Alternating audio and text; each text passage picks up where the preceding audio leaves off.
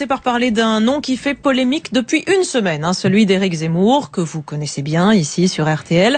La chaîne iTélé a mis fin vendredi à l'émission Ça se dispute, un débat qui l'opposait à Nicolas Domenach depuis plusieurs années, viré après protestation et plainte de plusieurs associations contre des propos d'Éric Zemmour à la presse italienne sur les musulmans qui vivent entre eux dans les banlieues.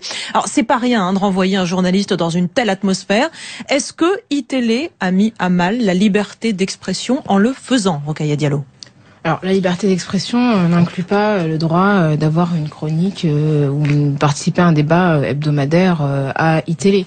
Alors, la liberté d'expression d'Éric Zemmour aurait été mise à mal s'il avait été banni de l'ensemble des médias, ce qui ne me semble pas être le cas aujourd'hui. Il a des tribunes à voir. En tout cas, aujourd'hui, Éric Zemmour est salarié de plusieurs médias. Il a une possibilité de s'exprimer largement supérieure à celle de la moyenne des Français.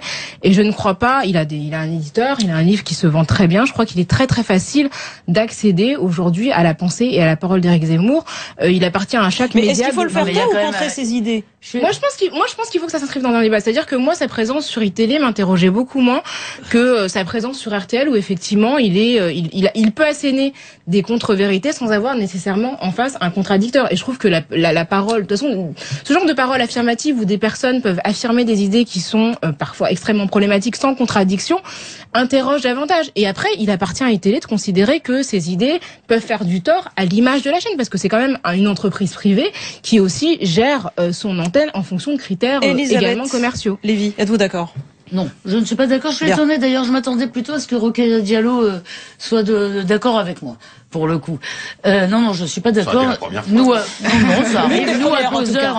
Nous, à Causeur, on a fait une pétition, d'ailleurs, depuis aujourd'hui, en disant que, justement, parce que moi, je suis inquiète, en fait. Et contrairement à Rokhaya, au contraire, je me félicite.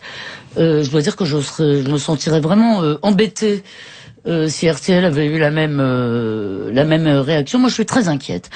D'abord, il faut, je veux dire, effectivement, il n'y a pas un droit de participer à un débat. Il se trouve que l'émission a été interrompue pour des raisons d'opinion. Je veux dire, ça n'a pas été caché, ça a été dit comme tel. Donc, ça n'a pas été interrompu à la fin d'une saison pour d'autres raisons. On a l'impression que c'est lui qui fixe les règles, disait Céline Pigalle, la directrice de la rédaction d'ITélé. La première chose, c'est que ça se fait quand même à la suite d'une manipulation éhontée. Parce que on va pas reprendre dans tout le détail. Les déportations, etc. Je veux dire, moi, je trouve que dans ce qu'il dit, il y a des choses qui me déplaisent tout à fait radicalement. Mais là, on le vire pour ce qu'il n'a pas dit. Troisièmement, la société des journalistes. Laisse de la place aux hommes, quand même. Des journalistes. Ça vient, des journalistes demandant la censure, se réjouissant avec cette espèce de morgue satisfaite. C'est-à-dire, alors dans ce pays, on a le droit de dire toutes sortes de conneries de gauche, mais si vous dites des conneries de droite, alors ça, c'est pas possible. Valérie Lecam, c'est vrai que vous refusiez sur ce point. Alors là, c'est vraiment pas possible, c'est horrible. Excusez-moi, la seule chose qu'il y a à faire face à Éric Zemmour, c'est de discuter, de le critiquer, de le réfuter si on veut, le faire taire. C'est la pire des solutions. Et moi, j'ai peur. J'ai peur pour ma liberté à moi. Le sujet me concerne particulièrement parce que, comme j'ai été directrice générale d'ITélé pendant 3 ans et que ça se dispute à 10 ans. Donc pendant 3 ans, il y avait cette émission toutes les semaines.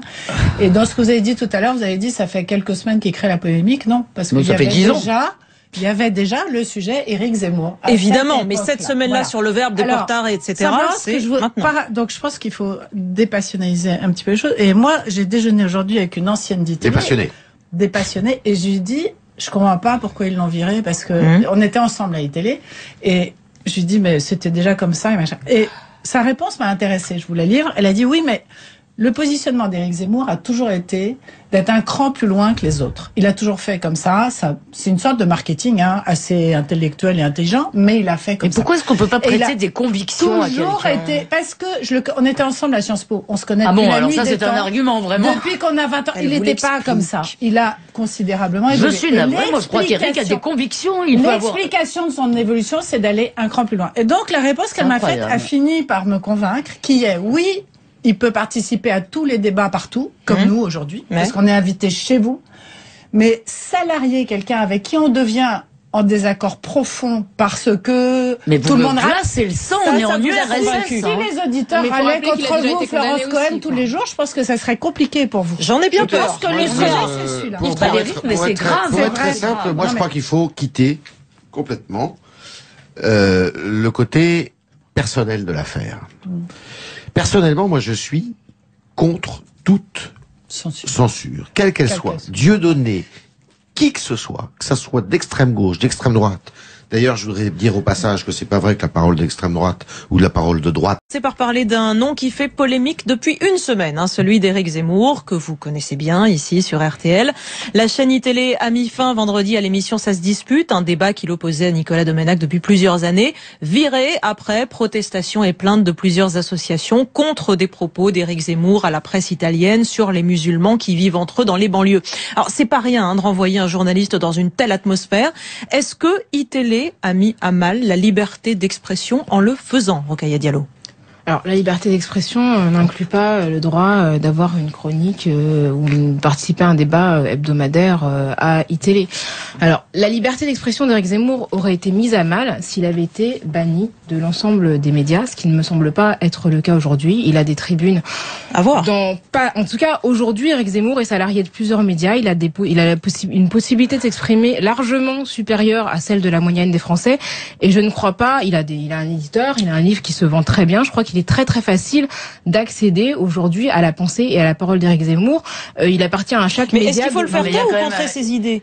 Moi, je pense qu'il faut que ça s'inscrive dans un débat. C'est-à-dire que moi, sa présence sur iTélé m'interrogeait beaucoup moins que sa présence sur RTL, où effectivement, il peut asséner des contre-vérités sans avoir nécessairement en face un contradicteur. Et je trouve que la parole, de toute façon, ce genre de parole affirmative où des personnes peuvent affirmer des idées qui sont parfois extrêmement problématiques sans contradiction, interroge davantage. Et après, il appartient à iTélé de considérer que ces idées peuvent faire du tort à l'image de la chaîne, parce que c'est quand même une entreprise privée qui aussi gère son antenne en fonction de critères également commerciaux. Lévy, êtes-vous d'accord? Non, je ne suis pas d'accord. Je suis étonnée d'ailleurs. Je m'attendais plutôt à ce que Rokhaya Diallo soit d'accord avec moi, pour le coup. Non, je suis pas d'accord. Nous, ça arrive. Nous, à Causeur, on a fait une pétition d'ailleurs, depuis aujourd'hui, en disant que justement, parce que moi, je suis inquiète. En fait. Et contrairement à Rokhaya, au contraire, je me félicite. Je dois dire que je me sentirais vraiment embêtée si RTL avait eu la même réaction. Moi, je suis très inquiète. D'abord, il faut, je veux dire, effectivement, il n'y a pas un droit de participer à un débat. Il se trouve que l'émission a été interrompue pour des raisons d'opinion. Je veux dire, ça n'a pas été caché, ça a été dit comme tel. Donc, ça n'a pas été interrompu à la fin d'une saison pour d'autres raisons. On a l'impression que c'est lui qui fixe les règles, disait Céline Pigalle, la directrice de la rédaction d'ITélé. La première chose, c'est que ça se fait quand même à la suite d'une manipulation éhontée. Parce qu'on va pas reprendre dans tout le détail. Les déportations, etc. Je veux dire, moi, je trouve que dans ce qu'il dit, il y a des choses qui me déplaisent tout à fait radicalement. Mais là, on le vire pour ce qu'il n'a pas dit. Troisièmement, la société des journalistes. Laisse de la place aux hommes, quand même. Des journalistes. Ça vient, frère. Des journalistes demandant la censure, se réjouissant avec cette espèce de morgue satisfaite. C'est-à-dire, alors dans ce pays, on a le droit de dire toutes sortes de conneries de gauche, mais si vous dites des conneries de droite, alors ça, c'est pas possible. Valérie Lecam, j'aimerais que vous revienniez sur ce point. Alors là, c'est vraiment pas possible, c'est horrible. Excusez-moi, la seule chose qu'il y a à faire face à Éric Zemmour, c'est de discuter, de le critiquer, de le réfuter si on veut, le faire taire. C'est la pire des solutions. Et moi, j'ai peur. J'ai peur pour ma liberté à moi. Le sujet me concerne particulièrement parce que, comme j'ai été directrice générale d'ITélé pendant 3 ans et que ça se dispute à 10 ans. Donc pendant 3 ans, il y avait cette émission toutes les semaines. Et dans ce que vous avez dit tout à l'heure, vous avez dit ça fait quelques semaines qu'il crée la polémique, non? Parce que il y avait déjà le sujet Éric Zemmour. Évidemment, mais cette semaine-là sur le verbe déporter, etc. Donc je pense qu'il faut dépassionnaliser un petit peu les choses. Et moi, j'ai déjeuné aujourd'hui avec une ancienne d'ITélé. Dépassionnée. Et je lui dis, je comprends pas pourquoi ils l'ont viré, parce que on était ensemble à iTélé. Et je lui dis, mais c'était déjà comme ça et machin. Et sa réponse m'a intéressée, je vous la livre. Elle a dit oui, mais le positionnement d'Éric Zemmour a toujours été d'être un cran plus loin que les autres. Il a toujours fait comme ça. C'est une sorte de marketing assez intellectuel et intelligent, mais il a fait comme ça. Et pourquoi est-ce qu'on peut pas prêter des convictions à quelqu'un? Parce que on était ensemble à Sciences Po, on se connaît depuis la nuit des temps. Alors ça c'est un argument vraiment. Depuis qu'on a 20 ans, il n'était pas comme ça. Il a considérablement évolué. Je suis navrée, moi je crois qu'Éric a des